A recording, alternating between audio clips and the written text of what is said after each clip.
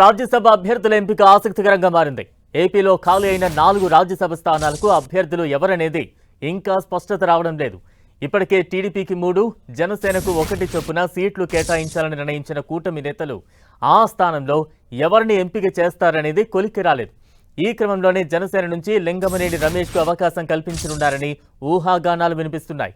దీనిపై జనసేన అధినేత పవన్ కళ్యాణ్ స్వయంగా నిర్ణయం తీసుకుంటారని ఆ పార్టీ వర్గాలు చెబుతున్నాయి.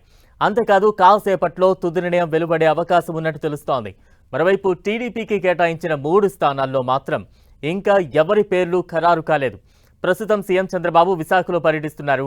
ఆయన వచ్చాక దీనిపై చర్చిస్తారని టీడీపీ వర్గాలు అంటున్నాయి. దీంతో ఎవరిని అదృష్టం వరిస్తుందోనని ఉత్కంఠగా ఎదురుచూస్తున్నారు టీడీపీ ఆశావహులు. ఇక రాజ్యసభ స్థానాల అభ్యర్థులకు సంబంధించి మరింత అప్డేట్స్ అందించేందుకు ప్రతినిధి రవిచంద్ సిద్ధంగా ఉన్నారు. రవిచంద్, బలరాం, టీడీపీ రాజ్యసభ అభ్యర్థుల టెన్షన్ అయితే కొనసాగుతుంది. చాలా ఉత్కంఠగా ఎదురు చూస్తున్నారు. ఎందుకంటే ముఖ్యమంత్రి ఉదయం నుంచి బిజీగా ఉన్నారు.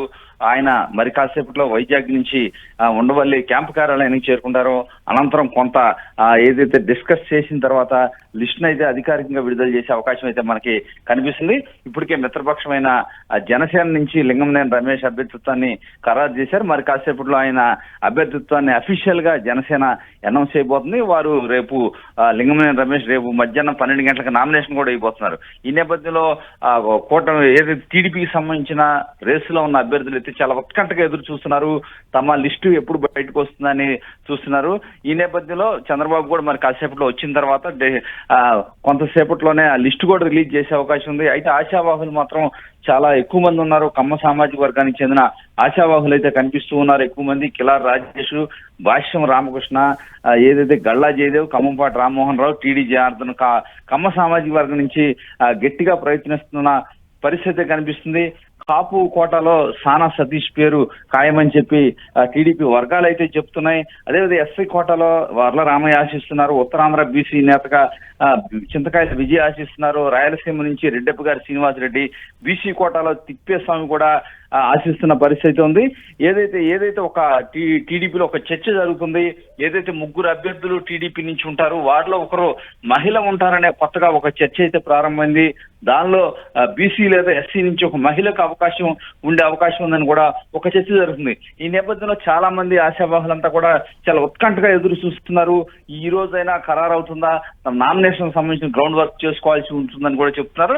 అయితే అభ్యర్థులంతా కూడా దాదాపుగా ఏదైతే అఫిడవిట్లు కావచ్చు, నామినేషన్ సంబంధించిన పత్రాలన్నీ రెడీ చేసుకున్నారని చెప్పుకోవచ్చు. వీరంతా కూడా తమకున్న ఈక్వేషన్స్ అన్ని కూడా తెరపైకి తీసుకొస్తున్నారు. ముఖ్యంగా ఏదైతే సానా సతీష్ అయితే ఇప్పుడే ప్రస్తుతం ఎంపీగా ఉన్నారు. ఆయన ఢిల్లీలో గత 2 సంవత్సరాల నుంచి ఆంధ్రప్రదేశ్ కి ఢిల్లీకి మధ్య వారధలా పనిచేస్తూ ఆంధ్రప్రదేశ్ కి విభజన చట్టంలో రావాల్సిన హామీలకు చేస్తున్న పరిస్థితిని ఆయన గుర్తు చేస్తూ ఉన్నారు. అదేవిధంగా కిలారు రాజేష్ కూడా చాలా లోకేష్ కు సన్నిహితుడిగా ఉన్నారు. గత 5 సంవత్సరాలుగా ఆయన పార్టీలో విధాన నిర్ణయాల కీలక పాత్ర పోషిస్తున్నారు.